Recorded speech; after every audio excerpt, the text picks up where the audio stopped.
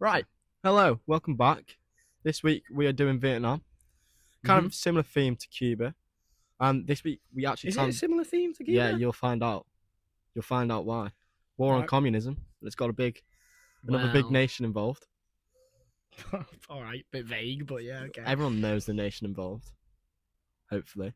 But There's more than one nation this week involved, we've but- managed to find well, there's not a naval blockade on this bloody place, so There isn't.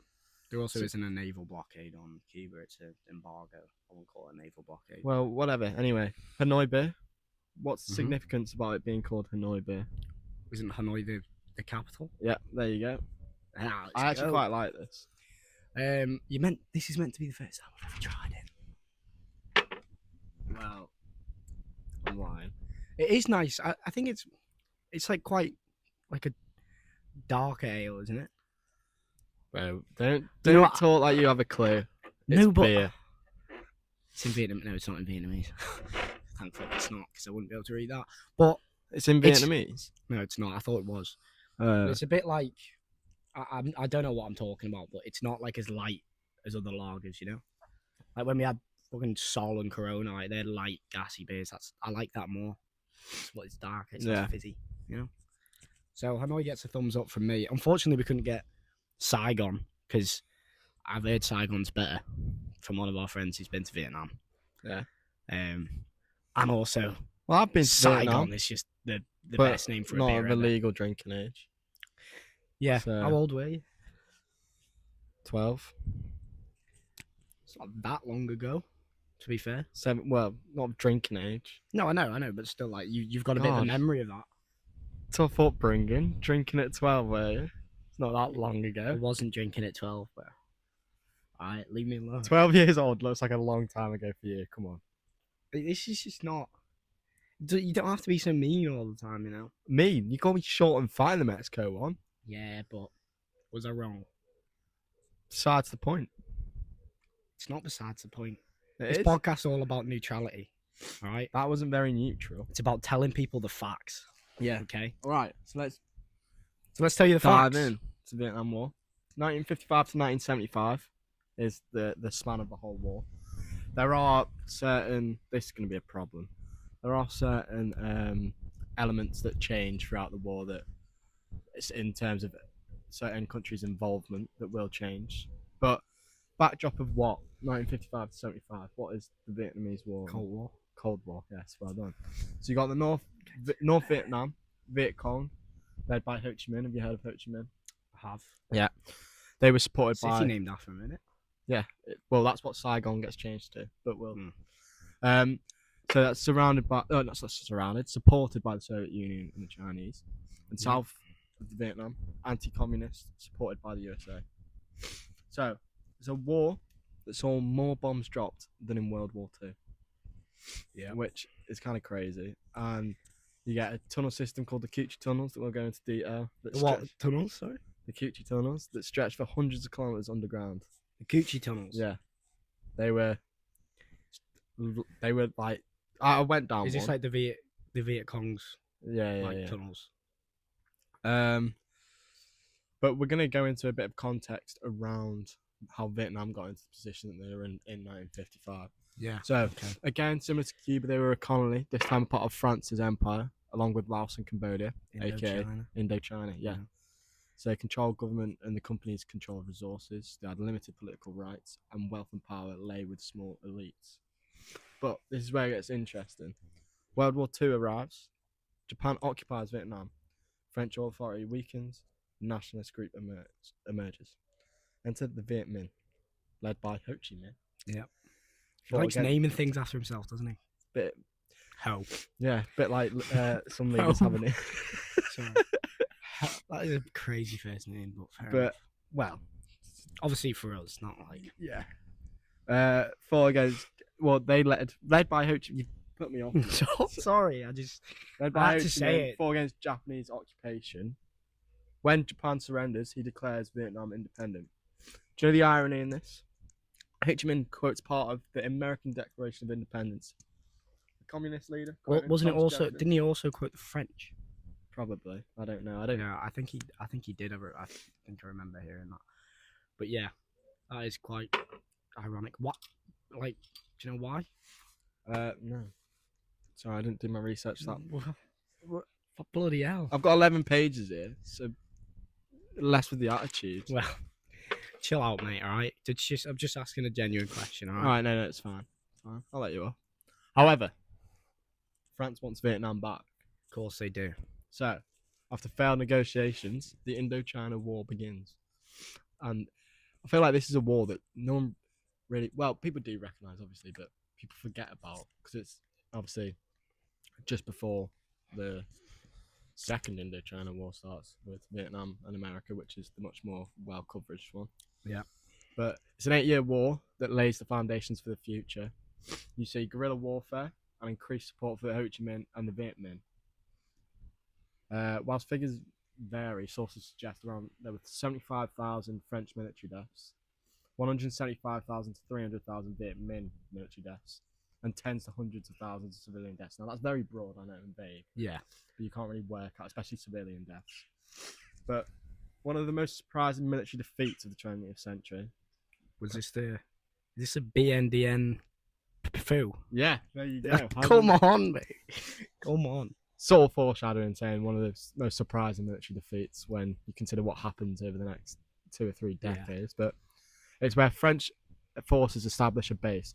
Expecting to dominate, they were surrounded by the Viet Minh. The one place guerrilla warfare is perfect for, right, is a valley surrounded by hills, where in hindsight makes the French look quite silly. Because why would you create a base in a valley? Played into their hands, really, didn't it? They chose this valley as their base. The Viet Minh, then, no surprises here. Well, to the French it was a surprise, with hidden positions in the dense surrounding hills that resulted in a French defeat and the end to their colonial rule. This led to the Geneva Accords. Well, this led to the Geneva Accords. Put the pistachios on it, mate. All right, thank you. Yeah, but you're not going to be gobbling away at that. Can't promise that, I'm afraid. This led to Geneva Accords, where the country was split at the 17th parallel. The communist north and the anti-communist south. Mm-hmm. So in terms of... What year was that, sorry? What year? 1954. Okay. I'm pretty sure, because that's when the war ended. So, naming the 2 cities. So in the north, what city do you have? Hanoi. And then in the south? Saigon. Saigon, yeah. I was heading to the worst place on earth, and I didn't even know it yet. It does seem pretty shit. That's not going to be the only Apocalypse Now quote you get. I've actually never watched it, and I think you've never watched Apocalypse Now. No. We might have to watch it after this. I don't think we have time before work, but seriously, true. It's like 3 hours long. Oh, is it? We probably have time. It might be my favorite movie of all time. It's definitely up there. So, the split was only meant to be temporary, with elections to be held to unify the country. But what was the big thing going on in the world at the time? The Cold War. The Cold War again. Bingo. Vietnam had become a battleground in the biggest political rivalry in the world. Mm-hmm. So all in all, similar to Cuba last week, Vietnam literally don't have a moment's peace. From colonial rule, Japanese occupation to the Indochina War, and now caught up in the Cold War. Mm-hmm. So there are the parallels that I'm drawing between. There are the parallels that I'm drawing between the two. The reason there are parallels. There definitely are parallels between the two. Obviously, it's all about communism and the Cold War. But also, I mean, I don't remember the exact dates, but what about the Korean War, which I'm sure we'll do an episode 50 to 53, I think. Right, so like I don't know, that could be wrong. But that also because America won, right? Yeah, America did win that. I think so. Oh no, we should know shit like this when we have a podcast on it. Yeah, but we should have a producer looking all this shit up. Yeah, I was gonna say the same thing. He's riding the teacups at Alton Towers. Nah, he's on the fucking Smiler, lad. Do you reckon Mark's on the Smiler? He hates roller coasters. He's gonna get his legs amputated. Bit dark. Did you not hear about that story? No. You don't want to know, bro. You don't want to know. Did it crash? Yeah, someone had to have both the legs amputated, or maybe that was just like a urban myth that I got taught. We shouldn't speculate, probably. No, we shouldn't. But if someone did get hurt, which I'm pretty sure they did, then I hope they're all right now. Moving on. The reason for US interest. What theory would you call it? quite a well-known Domino theory. domino theory. There you go. Fuck it. I'm fucking good at this. It's good. It's actually I I'm didn't think for you'd free get at that. the moment, and 2 of them were Cold War. Not a great look for a country in the midst of the Cold War. Many think that troops arrived straight away, but it was more low key than that. First, it was advised. Low key. Yeah, I yeah, didn't yeah. expect you to use the word low key. No, it is low key. Like first, it was advisors, like instructors, almost preparing the Viet Cong troops. Yeah. This could range from training, planning, and supplying the south of Vietnam. By late 1950s, there were a few to. And who was the president who was doing that? In the Was it 50s? Eisenhower? Yeah. So there were a few by the late 50s combat troops over. Oh no, sorry, we're still on instructors. There were a few instructors, and then by the 60s, thousands. The turning point was Woohoo. Woohoo? No, No. no. Sorry. No. The turning point was who? JFK. You definitely said the turning point was Woohoo. Then, by the way, No, was who? Not yeah, he said Woohoo though. You guys know because you're watching this right now, but in real time he said Woohoo as well. Sorry, say it again. The turning point was who? What are you talking about? Who was the turning point? 1961. Who gets elected? JFK. Yeah, there you go. 4 for 4. Kind Come of. on. That is 4 for 4. What do you I mean? kind of said JFK. You didn't say JFK there at all. Release the files. Well. They are released, I think. Most of them, anyway. Maybe we'll do an episode on JFK and his assassination. By the way, I'm just going to go through the domino theory. By the way, this is not... It's not like concrete evidence that this was the theory the Americans thought of, but it's largely suggested. It's largely suggested. It's everything but. Like... Domino theory is a real thing that definitely was the case. But they thought if they didn't act in Vietnam or try and help the South, that countries around them would start to fall and then it would almost engulf the entire world. They did, yeah. The idea, well, that was the idea. It wasn't even just Vietnam, just everywhere. Same with Cuba. They didn't want anywhere extra other than the Soviet Union. Obviously, they didn't like the Soviet Union being communist anyway, but they kind of accepted the fact that they were. But they didn't want them to gain any power. It's the same in like, Iran, and Turkey. It was like they were like fighting communism all over the world because if one turned, then as you say, it just grows and causes more movements for more to turn. Yeah, So support continued to increase throughout JFK's after JFK got elected. Mm-hmm. There's still no arrival of troops. This shows that it was a step-by-step increase in influence. That only really leads to one thing. But before we lead to what really kicked off troops being sent in, and we're going to talk about the problems in South Vietnam at this moment in time. Often overlooked, the government did have problems of their own. Corruption, political repression, and poor leadership. It made it difficult to win support from everyone in the South, which allowed, I suppose, the Viet Cong to have communities, and that was one of the big disguises they had. They hid within. Mm-hmm. But yeah, so they're the problems in the South. But then it really kicks off in August 1964. Can you name the turning point here? The Gulf of what? This is hard. Yeah, I know what you're talking about. I've heard of this thing before, but I can't remember the name of the Gulf, but I do remember, wasn't it to do with an American ship? Yeah. And they opened fire on an American ship. Wow. Or it was a suspected attack, wasn't it? Well, or like it was probably, they said it was probably an attack, but they had no concrete. You're on the right lines. So Gulf of Tonkin. Right. Something Gulf. It's Gulf. Jesus. Gulf. Same Golf. thing, isn't it? No, golf's a sport. No.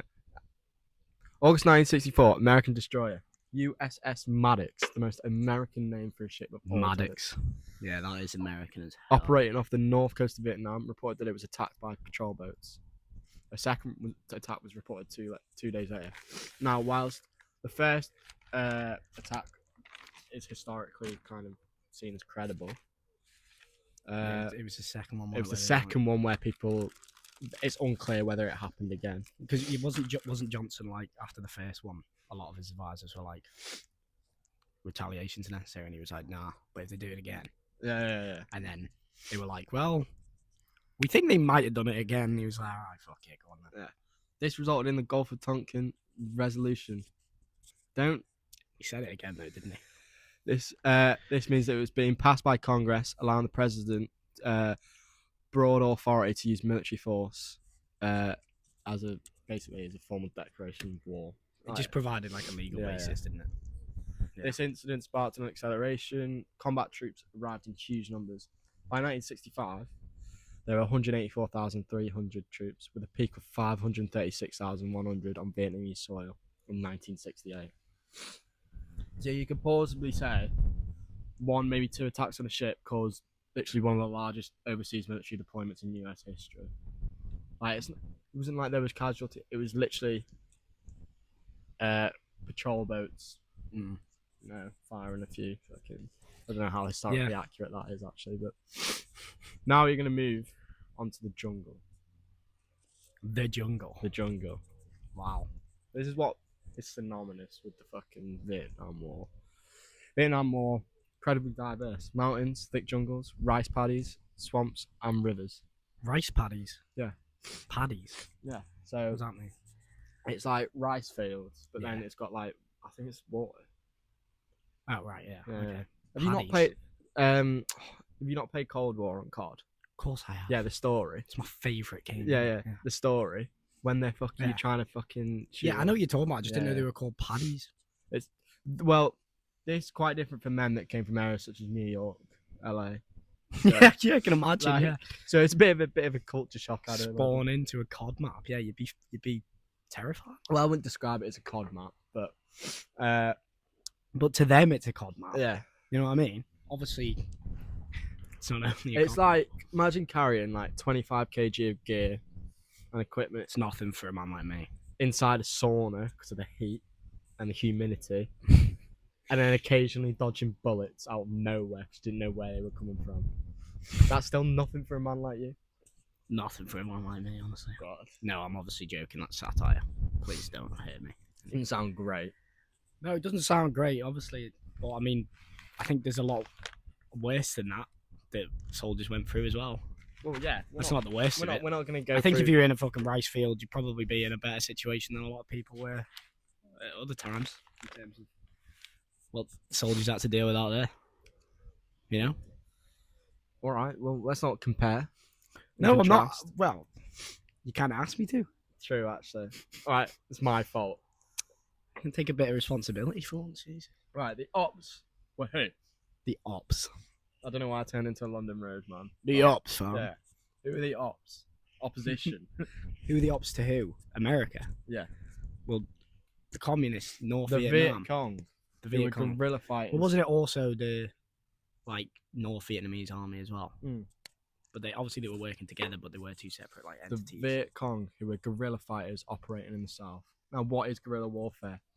That's a good question. I don't really know how to define it. I feel like I know what it is. Yeah. You know, where you hit and run and yeah. So it's a style of fighting that relies on speed, surprise, and mobility rather than an overwhelming firepower. From ambushing patrols, attacking supply routes, and avoiding large battles was something that US could not cope with because they thought, it'd be man to man, lined up, a bit like the world wars that we've seen, and they had all the technology, but the Viet Cong had the know-how. Yeah, and they also were used to the jungle. They knew how to. I'd say there are some parallels you can draw. I don't know about the Boer War. So they were kind of. Talk to me about the Boer War. So the farmers, they were kind of guerrilla fighters as well. In the British, they do hit and run, surprise ambush attacks. Right. And they'd avoid large conflicts because they'd just be overrun.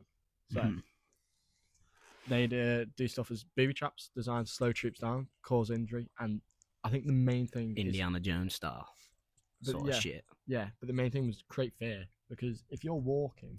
Oh, it's one of those spike traps. Yeah. Where they didn't Wait. Go on. I'll let you describe it. So they were hidden pits. So a bit like this grass. You'd be walking. I don't think it was AstroTurf. It wasn't AstroTurf. By the way, someone commented on the YouTube short I put saying, you got fake grass, can't listen anymore. And I took real offence to it because it was like, I didn't put this here, right? And also, I don't know why you got such a... Fake grass? Who's that? I don't know who it was. John. His name was John. John Ward. John Ward. I hope not. But no, so fucking do one with you, John. So basically, it would be like, imagine jungle terrain. Yeah, but it all looks the same. And all of a sudden it's a hidden pit. And you fall down, with sharpened bamboo stakes covered in feces. Yeah, they covered it. So that was to get them infect. infected. Yeah, kill them. Right. they That had is trip wires that honestly you couldn't see. vile. I'm never gonna walk down the pavement the same now. No. What if there's a hidden Viet Cong manure spike trap, bro? In Liverpool? You never know. You never know. Huh? But it's basically the whole idea is inexpensive homemade traps, and they left physical and mental scars because literally constantly scared. Imagine, mate. The main thing is the Viet Cong were playing on their own terms. I'm actually struggling to think of anything worse. Like I can't get that picture out of my head anymore. So thanks for that. What picture are I'm you? not gonna sleep anymore.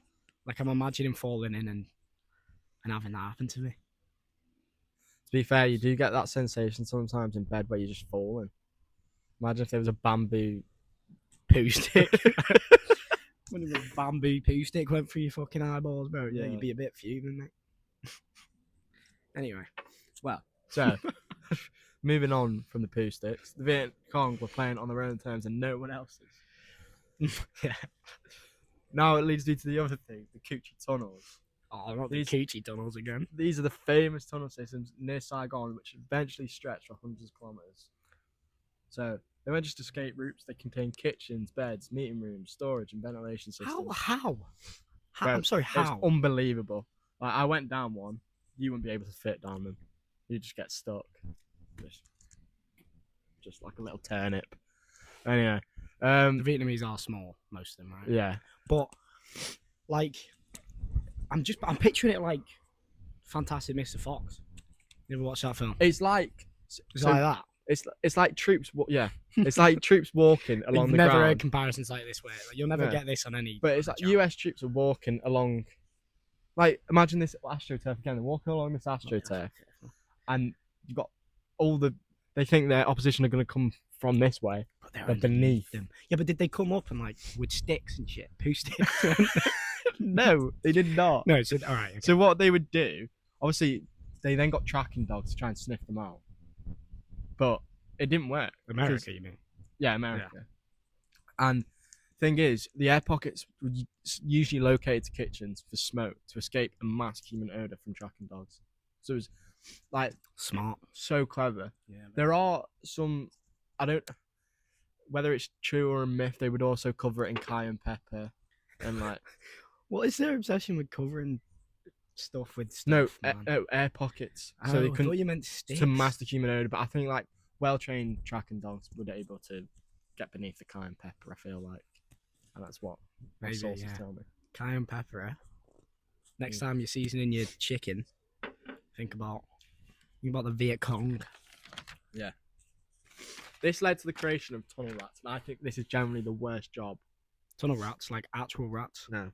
Okay. Tunnel rats. Code name. Yeah. And I think it's generally the worst job ever. Hit me then. Go on, tell me. Carrying a pistol, flashlight, and that's it. Well, and bravery, really. That's it. Claustrophobic's nightmare. Claustrophobic's nightmare. Imagine you going down into a Coochie tunnel and fucking... and couldn't imagine that. And that you're on your own basically, and you're trying to flush like a whole city beneath you out on your own. Well, you'd be on because it's not wide enough for two people, so you'd be leading. Yeah, but surely they have people behind them coming as well, right? Honestly, leading a lamb to the slaughter at that point, aren't you? Exactly. This is the problem. But life is not much more pleasant on the ground either. Leeches, snakes, mosquitoes, scorpions, centipedes, and so on. I feel like centipedes aren't that bad compared to the others. I'd struggle, you know. I'm a pussy when it comes to shit like that. A centipede, they like, what is that? Why has it got 100 legs? But it's not going to beat you, eat you. Little sidetrack question. Has a centipede got like exactly 100 legs? That's insane. I don't know. If it has though, like I feel like that's an argument for God. Why? Why would it be perfectly wrong? Why are you always... But we're talking about the Vietnam War and you're talking about how many legs centipedes have. No, but it's have they just gone like, oh, it's got loads, let's call it 100? Or did someone individually count all the legs and went, oh my God, it's got 100 legs? There's some freak out there. And in evolution, did they have like, has it Chris Packham slowly or gone some up shit. the amount of Probably legs can't they've got? remember. Because he needs that many legs, you know. Keep some for the rest of us, man. Well, yeah, but moving on. Moving on. You know, that fella from the Smiler. Sorry. We don't even know if it's true or not. I think it is true. Yeah. Which probably makes what I just said a lot worse. Yeah, a lot worse. Now one of the most distinctive symbols of the war, US technology, none more so than helicopters. Mm-hmm. The WWII helicopters, I think that's how you pronounce it. HUEY. The ones with the two. Yeah. Oh yeah, they're like, if you watch Apocalypse Now, you see loads of them. Yeah. And just like, they were just always my favourite as a kid as well. They just look cool. So from transporting troops to supplies to evacuations, you name it, a helicopter was involved. Yeah, helicopters are cool, but they're cool to look at. Be honest, I wouldn't get in them if I were you. I wouldn't get in them. Because it seems like every time someone famous gets in one, they perish. It's just not true, though, is it? No, but you know, there's notably quite a lot of people who more than die in planes. helicopters. The one thing the US failed to grasp was that they were constantly just playing into the Viet Cong's hands. Like, the amount of technology they have doesn't matter. Does not matter. Yeah, that's a good point, yeah. And now it leads to one of the biggest turning points in the war, and we're going to go into in a minute, the Tet Offensive. Cheers, Jack. Let's take a break from that enthralling story of Vietnam, and just remind you lovely people to subscribe, to like, to share to your families, share to your friends. Help us try and grow as much as we can. We're ever thankful for any support and any comments or any feedback you give us. And yeah, peace and prosperity. Right, so we're back. The Tet Offensive, 1968. At this point, US commanders were optimistic that victory was close. Because what people don't realise, the amount of deaths, the amount of deaths, John Fury. the amount of deaths of like the Viet Cong in like North Vietnam, like I'll tell you through all like the death list. That feels like the number of casualties, Mm-hmm. and it's extremely one-sided. Mm-hmm. Like, people don't understand that. But do you know what Tet is? Because it's not just the name of the place. It's not a name of the place. I was going to say, do I know what Tet is? Yeah. No. It's Vietnamese Lunar New Year, and traditionally. Oh, yeah. Sorry, I remember hearing about this now. Yeah. Traditionally, a time where major conflict was paused. Because this was the day he led the offensive on Saigon. Yeah. Okay. But in the early hours of the 30th to 31st of January 1968, the Viet Cong launched a series of attacks. Over 100 towns and cities in South Vietnam were attacked at practically the same time. Even the US embassy in Saigon. Common myth is they took control. They did not. They were quickly swatted away. Can you open my eyes? Yeah. But it was the images broadcasted around the world which make people wonder if the US were actually winning. Because this is first known as the Living Room War, which I'll go into more detail in a minute. But the first time people were watching this war live on the telly. Yeah. Well, not live, but a lot quicker than just Jerry in the Cinnamon, there's a war on the TV, you know? Yeah. So now Jerry Cinnamon has been brought into a Vietnamese war podcast, but it was the images broadcasted around the world, which I know I've said that bit. Battles lasted for weeks, and the jungle war turned to street warfare. From a pure military point of view, it was a resounding defeat for Viet Cong. 50,000 Viet Cong dead and only 4.5 US forces deaths. 4.5K, by the way, not 4. I was going to say, half a death. No, but it was what was translated back home. Hope started to fragment and change to frustration, which led to anger. Johnson's announced that he would not seek another term in office, and the aftermath shows the mental gain the Viet Cong made on US soil. Mm-hmm. So it wasn't about what they did in Vietnam, it's what about happened in the US. This led to a battle in the US, a peaceful one in many aspects, but there is something that happened, which we'll go into, which is mental. I mean, can't comprehend. First time people could watch events unfold on the TV, far away from booby traps, but it had a profound effect as many saw the real truths about war. Death, basically. People had to come used to that's what happens in wars, and a lot of it. As war dragged, people started to question whether it was worth it. Basically, it's just like it does seem like common sense, like, but I feel like it actually resonated with people back home. That Well, yeah, as you say, but these historic wars that we've talked about in the past and stuff, obviously, like we have the luxury of knowing about it now. But as you say, the general populations don't know about it, and also they're taught not to know about it. You know, like they're purposefully, even look on the army adverts now on the telly. Hell yeah, they've got desperate. You've not seen the World Cup ones. And it's like offense, defense. You're already speaking our language. All right, mate. Yeah, scored a couple goals in Targa. Now you can go and fucking Target. fight bloody. I don't know. I was gonna say someone, but we're not actually fighting. Along with the living room war effect, the draft became another talking point, a huge talking point in America. Imagine coming home at 18, 19 and getting told you're going to the jungle, to Saigon. Especially seeing it on the telly. This is yeah. Well, yeah. This created a resentment and protest. It's kind of been flipped now, which is an interesting. What do you mean? Like, in general, I think that. So I was checking.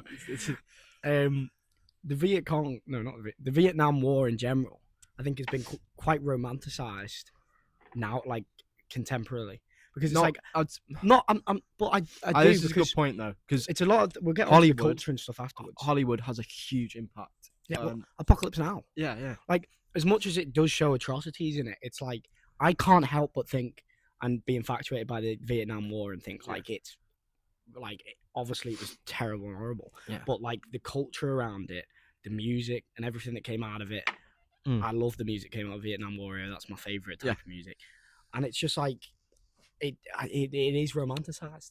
It is. All you have to do is put "Fortunate Son" behind you dropped the gun, son. Okay, sorry. We're gonna move on to that in about 30 seconds. But there was a resentment that created through the draft and what we were seeing on the TV, and protests began. Who usually starts protests? Where does it start from? Students, yes. So, none more so than at Kent State in Ohio. This is the song I was playing as you walked in. Yeah.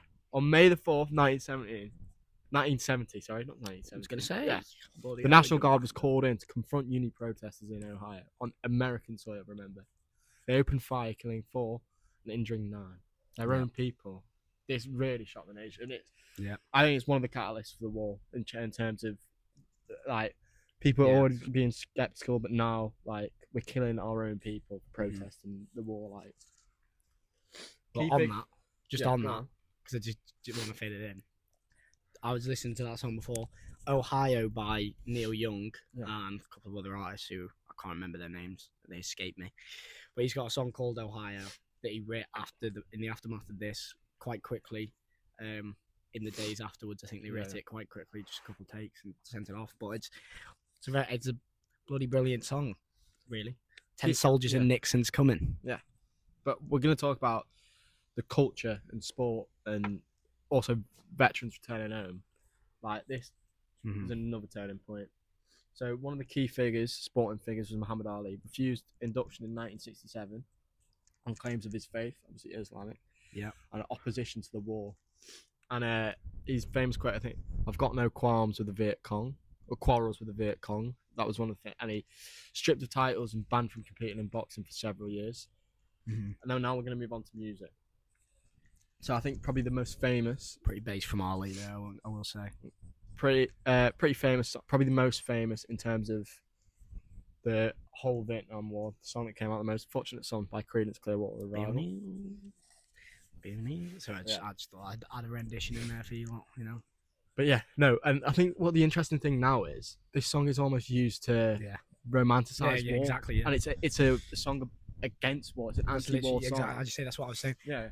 It is, but it's like it's such a good song. Yeah. That all you have to do is put it behind a compilation of war, put it on TikTok, and then all of a sudden you've got, a sort of generation of young men growing up thinking that looks sick. Well, you know what I mean? Like, I think the start to Fortunate Son as well is like probably it's just so iconic, cool. Yeah, but it is cool. You've also other songs, "Give Peace a Chance," John Lennon, "Blowing in the Wind," Bob Dylan, tune. For what it's worth, Buffalo Springfield. Masters of War by Bob Dylan as well. Yeah, which is a very good song. Speaks to the. But this is how, like, Vietnam War was almost the start of. If you say all the wars since, there's been opposition on the TV, in music, in sport. Like, this is just it's what happens now. You see it, say, with the Palestine-Israel war, you can talk about key figures coming out and saying their opinions. This now happens on like a daily, yearly basis with each war. And I think it started mainly with the Vietnam War. But you've also got veterans. This is another key factor. Returning with PTSD and mental scars that resonated with citizens. Some veterans were even criticised. Now, this is completely unfair because it's not like they're making it, but criticised for going out and fighting. So what, they were meant to... it's the wrong sort of people to criticise, I feel like. But very much so, yeah. Yeah. But this is the type of things that were starting to happen in the US. And it's sort of what led, we're going to go into the end now. So, how did it end? The Doors. I think I would keep making that joke every single... Right, this watch done fuck off. What president came in? When, sorry? What president came into power? When? 1970. You don't know what year? No, it was 1970. It is 1970. Enter who? Nixon. There you go. Richard Good Nixon. lad. Yeah, Richard? Yeah, Richard. Richard Nixon. 10 Soldiers and Nixon's coming. From Ohio, the song. He promised peace with honor. So this Peace and honor. Peace with honor. Alright. Tomato. No, it's not. Because it meant a reduction in involvement little by little, so it looked less like... Alright, Liam Gallagher. It involved little by little, so it looked less like almost a surrender. From a peak of 536,000 troops in 68, it was 25,000 by 72, and by March 73, they were gone. Well, that's the thing. It's like, although this was a war on communism, and that's especially what a lot of the motive was, especially for the beginning of it, but I think it quickly became a war to not get humiliated. Yeah. That was the main priority. It switched from fighting communism to, right, how do we escape this without ruining our reputation and trying to still seem like the world's superpower that didn't lose in Vietnam. So yeah, that's just a little bit of my analysis. So 73 troops are gone. American troops are not. The war was not over. In comes the 1973 Paris Peace Accords, involving everyone. It included ceasefire, release of prisoners, and withdrawal of US forces. Fighting continued between North and South, but in 1975, resistance in the South fell city by city, and in April, they closed in on Saigon. By the end of April, tanks entered Saigon, and that's where the famous helicopter photos are taken, you know, where they're removing troops. Yeah. So they're on the top of the building. This isn't the US Embassy like people think, it's a CIA office close by. Right. North and South Vietnam reunited in 1976, and Saigon, now known as Ho Chi Minh. Interestingly, you can see his body in Hanoi. Saigon.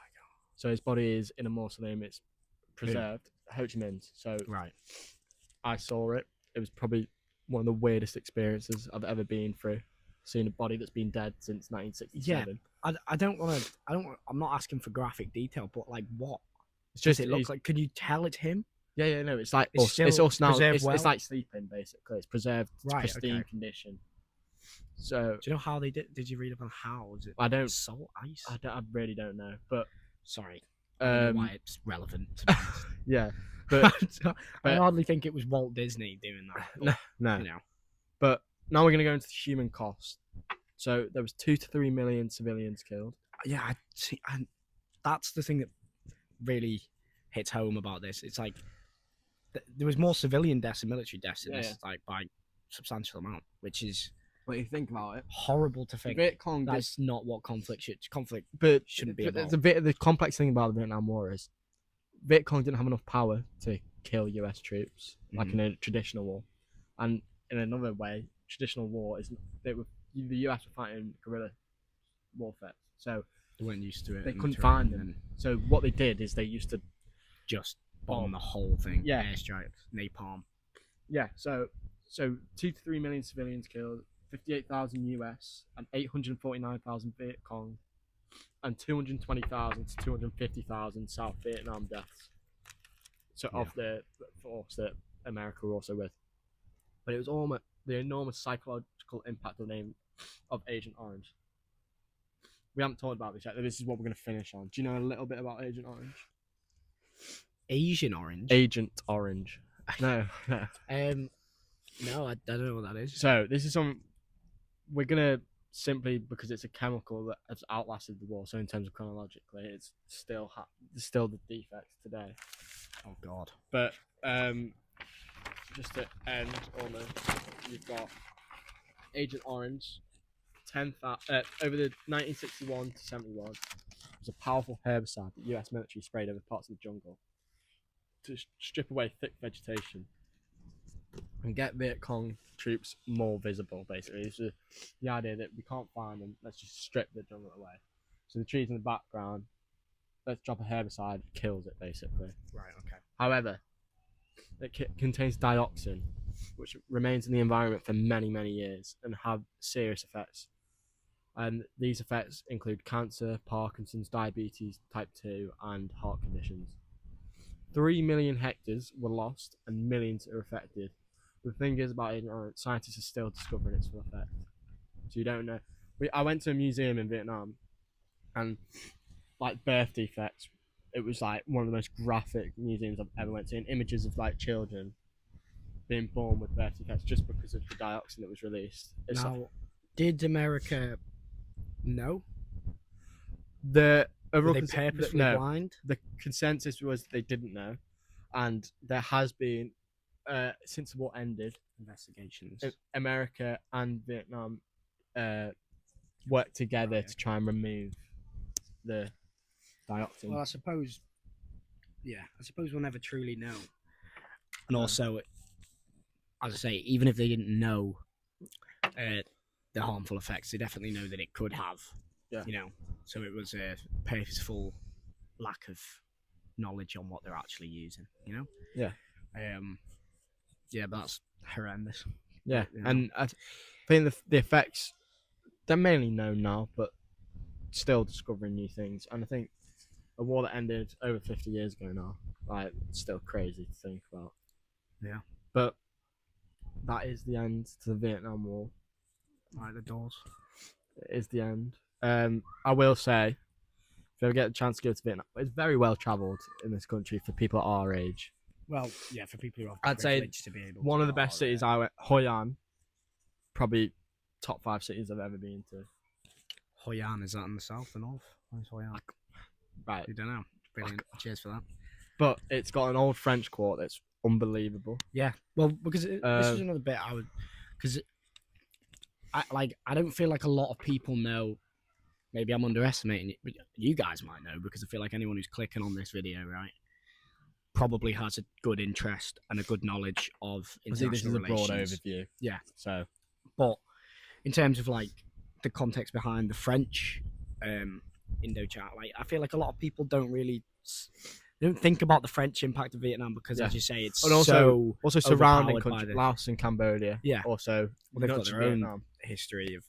I mean, you got like doesn't the Ho Chi Minh Trail go through? Yeah. Laos? Well, there's a third Indochina War. So you got the first that we talked about, the second, and then the third, which the third eventually led to the fall of the Khmer Rouge, which Pol Pot, if you don't know, in Cambodia. So that led to the downfall of the Khmer Rouge. So that was a massive genocide in Cambodia. That's another interesting war that we could talk about. I haven't gone into detail in that, but that area of the world is so interesting in terms of just not the politics, but also the people and also the cities. Honestly, unbelievable. And I think one thing, my mum went to Vietnam when she was younger. She went to this place called Nha Trang, and we went back. It's now like high. They're not sky, but high-rise buildings, and it used to just be a sleepy beach town. And it's the amount of Russian money that had been pumped into the area. Yeah. So you've got that. Hoi An, I remember my mum always talks 70. It's like the beer was like 80p back like 8 years ago. Get me to Hoi An, lad. Eh? Lads. Yeah. But Hanoi, like honestly, probably and this part of the world doesn't really interest me as much as South America in terms of visiting, but I feel like it should because obviously I've been but there. that's what I'm saying. You've already had the privilege. I mean, you also had the privilege going to South America. But everywhere But waiting to do an episode of a place where he hasn't been. Well, we've done Cuba. I've been Cuba. You've been to places in Yugoslavia, so far, to be fair. Yeah, been to Mexico. We're planning a big trip next year, the lads. Around proper lads holiday round Estonia, Latvia, and Lithuania. Well, not that one. The other one. What other one? If we get enough money, which is highly doubtful. I'm not gonna have enough money. I'm gonna be skint. But like Serbia, Kosovo, we've got to be careful with that region. No, I would like. You're not wrong. I would like to do that, but I think in the future, I would like to do that. But I think we can't overlook like we'd have Vietnam. I'm gonna go to Kyrgyzstan. Boys. Kyrgyzstan, yeah. Get the lads to Kyrgyzstan. Let's go horseback from year to year. Oh, we'll get a visa then. Like £300. I'm not bothered. Not bothered. It's beautiful. It's the place I want to go the most for sure.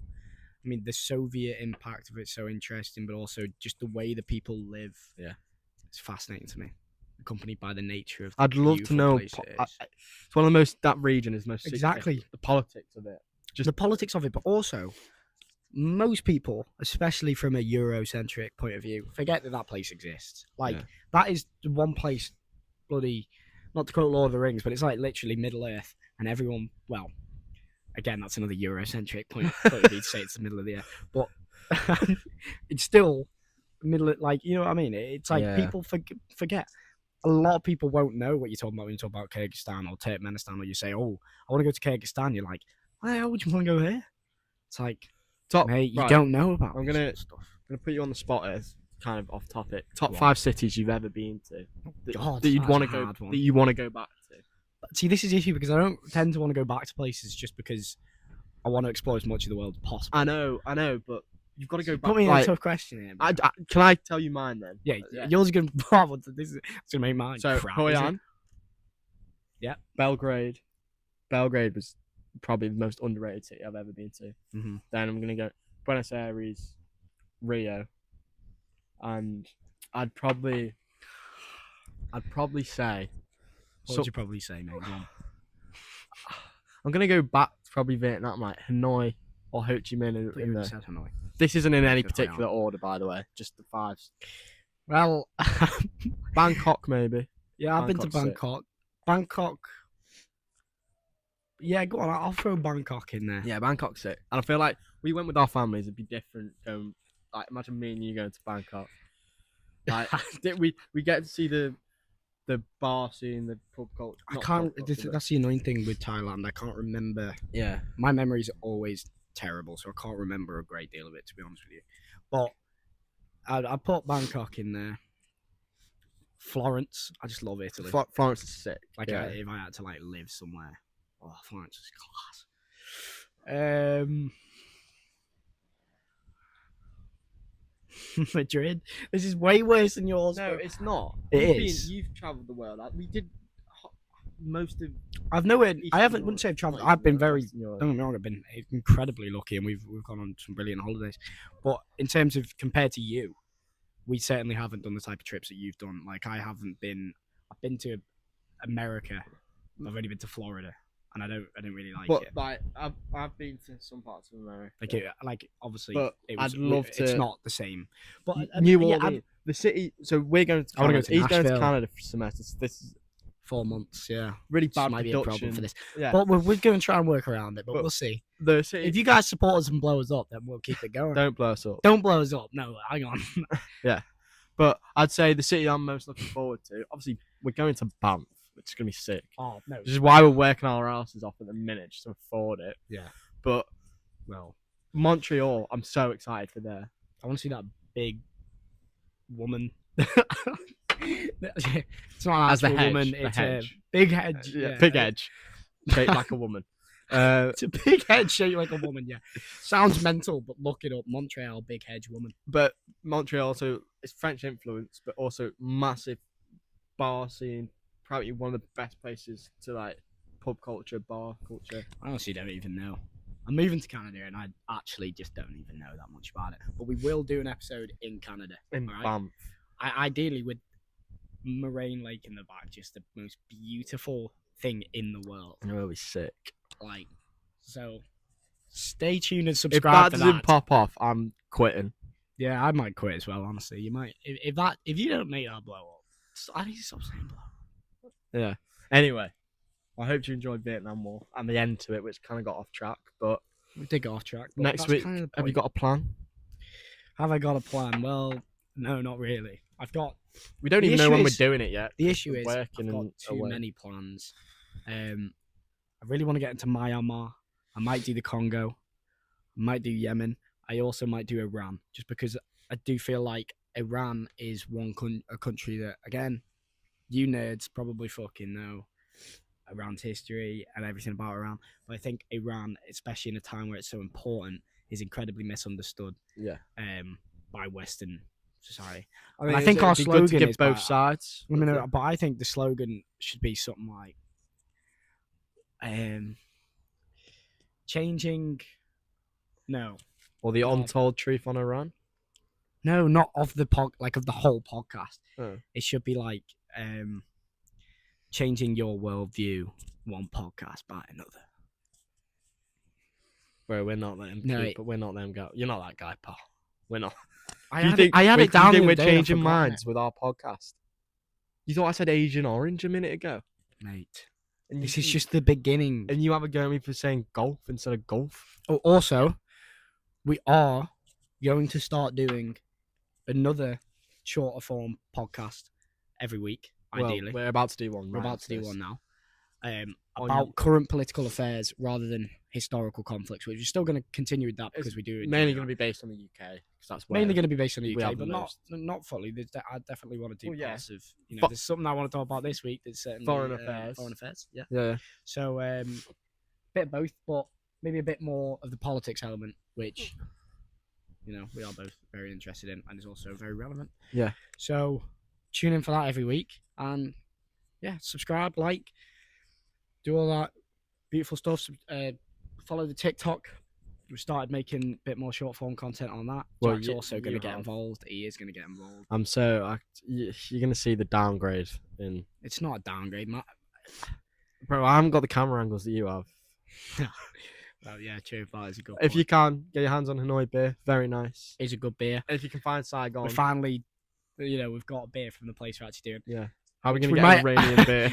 Every single place I mentioned there, I don't think we're going to be able to get a beer from. Congo, Myanmar, Iran. Could do Korean more. Could get a beer from there. I could, but You don't want to. it's not that I Not don't right want now. to, but I really want to go into the Middle East. Yeah. So I do think it'll be Iran or Yemen.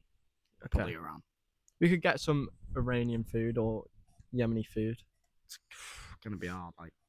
But anyway, tune in next week. Tune in next week. And goodbye. Thank you very much for your support. Follow the TikTok. And we'll catch you in a bit. Goodbye.